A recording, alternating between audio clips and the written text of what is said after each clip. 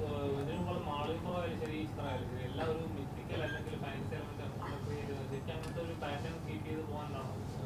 ഉറപ്പിക്കല്ലോ, നിങ്ങൾ സിനിമ കണ്ടിട്ടില്ല. ചോദ്യത്തിന് ഉത്തരമാണ്. നിങ്ങൾ ഉറപ്പിക്കല്ലേ, സിനിമ അറ്റ്ലീസ്റ്റ് റിലീസായി കണ്ടതിന് ശേഷം ഈ ചോദ്യം വരികയാണെങ്കിൽ ഓക്കെയാണ്. ഞാൻ പറഞ്ഞത് എന്തുകൊണ്ട് ഈ സിനിമ ചെയ്തു അല്ലെങ്കിൽ ഇതായിരിക്കണം I think you want to stay.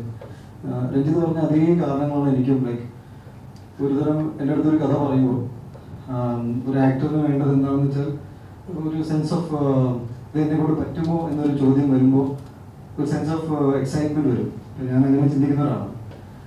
അത് വന്നപ്പോൾ ചെയ്യാമെന്ന് തീരുമാനിച്ചു. പിന്നെ എനിക്ക് വളരെയധികം ക്ലോസ്ലി കണക്ട് ചെയ്യാൻ പറ്റുന്ന എൻ്റെ അടുത്ത സുഹൃത്തുണ്ട്. ഞാൻ സ്കൂളിൽ പഠിക്കുന്ന എൻ്റെ സുഹൃത്ത്, ഞാൻ അവനെ കണ്ടിട്ടുണ്ട്. ഈ പുള്ളി ഞങ്ങളൊക്കെ സ്കൂളിൽ പഠിക്കുന്ന സമയത്ത് ഞങ്ങളെല്ലാവരും അസംബ്ലിയിൽ ലൈനപ്പ് ചെയ്യുമ്പോൾ ഹി വുഡ് സ്റ്റാൻഡ് എന്ന് വെച്ചാൽ ബേസിക്കലി പോളിയോ ബാധിച്ചിട്ട് അവൻ്റെ ലോവർ ബോഡി കുറച്ച് പ്രശ്നത്തിലായിരുന്നു. But he would stand on the arm. പിന്നെ ക്യൂ എന്ന് പറഞ്ഞാൽ ഞങ്ങൾ 4ാം നിലയിലായിരുന്നു എൻ്റെ ക്ലാസ് റൂം. അപ്പോൾ ഞങ്ങളെ പോലെ തന്നെ സംസാരിച്ചുകൊണ്ട് കുട്ടികളൊക്കെ ഒരുമിച്ച് പോകുമ്പോൾ എങ്ങനെയായിരിക്കും അതേ ആറ്റിറ്റ്യൂഡിൽ പോയിട്ട്. അപ്പോൾ എനിക്ക് ആദ്യം ഞാൻ ഇവന് ഒരേ ക്ലാസ് റൂമിൽ വന്നപ്പോൾ എനിക്ക് അങ്ങോട്ട് നോക്കാൻ ചെറിയ ബുദ്ധിമുട്ടായിരുന്നു. ഞാൻ കുട്ടിയായിരുന്നെങ്കിലും എൻ്റെ മെമ്മറിയിൽ ഭയങ്കര ഫ്രഷ് സംഭവമായിരുന്നു. But it was him that ഞങ്ങളെല്ലാവരും വളരെ കംഫർട്ടബിൾ ആക്കി. പിന്നീട് എനിക്ക് എനിക്ക് പറഞ്ഞ ഒരു കാര്യം കൊടുത്തത്, സൊസൈറ്റി എങ്ങനെയായിരിക്കും ഈ സ്പെഷ്യലി ഏബിൾഡ് ആൾക്കാരെ റിസീവ് ചെയ്യുന്നത് വെച്ചാൽ ഞാൻ എൻ്റെ കുട്ടിക്കാലത്ത് തന്നെ ശീലിച്ചു പോയി. എനിക്ക് അങ്ങനെ ഞാൻ സിമ്പത്തൈസ് ചെയ്ത് സംസാരിക്കാനോ അല്ലെങ്കിൽ അയ്യോ ഒരു തമാശ പറഞ്ഞാൽ അവർക്ക് വിഷമമായി പോകും അങ്ങനെയൊന്നും ഞാൻ ചിന്തിക്കാറില്ല. അപ്പം എൻ്റെ ഇത്തരം ഫ്രണ്ട്സിനോട് ഞാൻ നോർമലി ഒരാളോട് ഇങ്ങനെ ഒരു സത്യം പറഞ്ഞാൽ ഇപ്പോൾ പബ്ലിക്കലി പറയാൻ പറ്റില്ല, പക്ഷെ ഞങ്ങൾ ഫ്രണ്ട്സിൻ്റെ ഇടയിൽ ബോഡി ഷേമിംഗ് ഒക്കെ ഞങ്ങൾ ചെയ്യും. അവര് എന്നെ ജിമ്മൻ എന്ന രീതിയിൽ കളിയാക്കുമ്പോൾ ഞാൻ അത് മറ്റേ എല്ലുമ്പോലാണെന്ന് നീയും പറയുന്ന ഒരാളാണ്. ഇത് ഫ്രണ്ട്സിൻ്റെ ഇടയിൽ സംസാരിക്കാതെ ഇപ്പം പബ്ലിക്കലി പറയാനും ഞങ്ങൾക്ക് അണ്ടർസ്റ്റാൻഡിങ് പറയണം. What is the excitement about the film. ഈ എക്സൈറ്റ്മെന്റ് കഥ പറയുമ്പോഴും അതിനുശേഷം ഞങ്ങൾ ഏകദേശം I think Ranjith is only right to send me 28 to 29 draft of script ഇങ്ങനെ അയച്ചുകൊണ്ടിരിക്കുന്നു.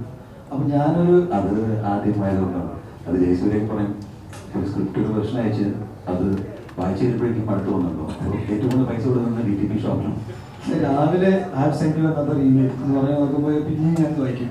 ബിക്കോസ് എക്സാക്ട് പിന്നെ ഞാൻ പറഞ്ഞു can you specify the point. Because ഞാനിത് ഇങ്ങനെ വായിച്ചുകൊണ്ടിരിക്കുക. What is that by the time ഞാൻ ഷൂട്ട് ചെയ്യാൻ ഞാൻ ഇമോഷണലി ഈ ഗണേഷ് എന്ന കഥാപാത്രമായി മാറാൻ സാധിച്ചു. It was easy for me. എനിക്ക് അതായത് ഇമോഷണൽ ചാലഞ്ചാണ് നമ്മൾ എപ്പോഴും ഇതിൽ എക്സ്പ്ലോർ ചെയ്യാൻ നോക്കുന്നത്. ഫിസിക്കാലിറ്റി ഇൻ ടേംസ് ഓഫ് ഈ വീൽ ചെയർ മാനുവർ അല്ലെങ്കിൽ അത് വെച്ചുള്ള കാര്യങ്ങൾ എനിക്ക് പെട്ടെന്ന് maybe it was easier comparatively. അപ്പോൾ നിങ്ങളുടെ ചോദ്യം നമുക്ക് വേണമെങ്കിൽ പിന്നീട് ഡിസ്കസ് ചെയ്യാം സിനിമ റിലീസാക്കിയ ശേഷം. ആക്ച്വലി മുന്നേ പറഞ്ഞപ്പോഴാണ് ഓർത്തത് ഈ ആദ്യമായിട്ട് നമ്മൾ ഈ കഥ ആലോചിക്കുമ്പോൾ ഫസ്റ്റ് ഓഫ് ഓൾ ഇത് എക്സ്ട്രീംലി ചാലഞ്ചിങ് ആണ്. ബിക്കോസ് ഒരു ത്രൂ ഔട്ട് ഒരു വീൽ ചെയറിൽ എന്നൊരു പടം ചെയ്യുക വളരെ ഡിഫിക്കൽട്ട് ആയിട്ടുള്ള സീക്വൻസിലാണ്. അപ്പോൾ ഒരു ആക്ടർ എങ്ങനെ ചെയ്യുന്ന നമുക്ക് ആശങ്കകളുണ്ട്. ഈ മീറ്റ് മീ ആക്ടർ. അപ്പോൾ ഞാൻ ഉണ്ണിയോട് ആദ്യം സംസാരിച്ചപ്പോൾ തന്നെ ഉണ്ണി ഫ്രണ്ടിനെ കുറിച്ച് പറഞ്ഞു. അപ്പോൾ തന്നെ പുള്ളി സ്റ്റോറിയിൽ നല്ലൊരു കറക്ഷൻ എനിക്ക് തന്നു. ബിക്കോസ് എൻ്റെ കഥയിലും ആദ്യം പറഞ്ഞപ്പോൾ സ്കൂളിൽ പഠിക്കുമ്പോഴാണ് അയാൾക്ക് ഇത് സംഭവിച്ചത്. അപ്പോൾ ഉണ്ണി എന്നോട് പറഞ്ഞാൽ അങ്ങനെയൊക്കെ ഞാൻ ഇത് ഫുൾ ബുദ്ധിമുട്ടായിരിക്കും. അപ്പോൾ നമ്മൾ കോളേജിൽ പഠിക്കുമ്പോഴാക്കി. ആൻഡ് ആ ഉണ്ണി പറഞ്ഞ പോലെ തന്നെ ഉണ്ണി പഠിക്കുന്ന ഫ്രണ്ട് നമ്മൾ സ്കൂളിൽ വന്നു കഴിഞ്ഞാൽ ഉണ്ണിയും പുള്ളി ഒരുമിച്ച് സ്കൂളിൽ എത്തുവാണെങ്കിൽ ക്ലാസ്സിൽ ആദ്യത്തിൽ നിന്ന് അവനായിരിക്കും. അത്രയും പവർഫുൾ ഹാൻഡ്സ് ആണ് അയാൾക്കുള്ളത്. 2 ഫോട്ടോ എല്ലാം കാണിച്ചത്. ഈ പറഞ്ഞ പോലെ തന്നെ ഇത് അതെല്ലാം കഴിഞ്ഞ് നമ്മൾ ചർച്ച ചെയ്ത് ഇത് ഷൂട്ടിംഗ് സമയം എനിക്ക് തോന്നിയ ഉണ്ണിയിൽ തോന്നിയ ഒരു ഏറ്റവും നല്ല കാര്യം എന്ന് വെച്ചാൽ ഇത് എക്സ്ട്രീംലി ചാലഞ്ചിങ് ആയിട്ട് റോൾ ആയിട്ട് കൂടി ഒരിക്കൽ പോലും അതിനെക്കുറിച്ചൊരു സംസാരം ഞങ്ങൾ തമ്മിൽ ഉണ്ടായിട്ടില്ല. അത് ഈ കാലങ്ങൾ അത് എക്സ്ട്രീംലി ടയറിംഗ് ആണ്. അതായത് കാലൊരു പർട്ടിക്കുലർ രീതിയിൽ വെക്കണം, അതെങ്ങനെ ചെയ്യണം ഉണ്ണി തന്നെ കണ്ടുപിടിച്ചത്. അത് അവരും അവരുടെ ഒരു ഡിപ്പാർട്ട്മെന്റും കൂടെ അത് ഹാൻഡിൽ ചെയ്തു. അപ്പം നോർമലി നമ്മൾ ചെയ്യുമ്പോൾ ഈ ഡിഫിക്കൽട്ട് റോളുകൾ ചെയ്യുമ്പോൾ അറിഞ്ഞോ അറിയാതെയോ ഈ ആക്ടേഴ്സിനെ കുറിച്ച് ഓർത്ത് നമുക്കൊരു വിഷമം തോന്നും. പക്ഷേ ഇത് ഏറ്റവും ഡിഫിക്കൽട്ട് കാര്യം ചെയ്തിട്ടുണ്ട്. അങ്ങനെ ഈ പറഞ്ഞ പോലെ തന്നെ ഞാൻ അങ്ങനെ ഒരു ചിന്തിച്ചില്ല. അപ്പോൾ I have a lot of respect for him. Because അത് വളരെ ഡിഫിക്കൽട്ടാണ്. പക്ഷേ അതൊരിക്കൽ പോലും എനിക്ക് തോന്നിച്ചില്ല ഫസ്റ്റ് ഓഫ് ഓൾ.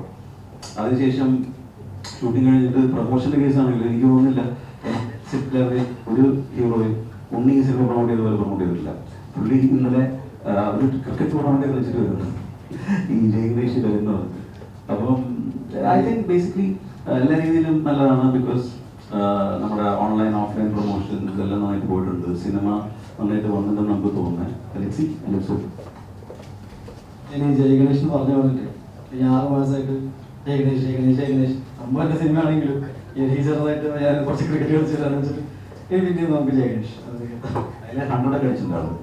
100 അടിച്ചു തോറ്റു. ജയ് ഗണേഷ്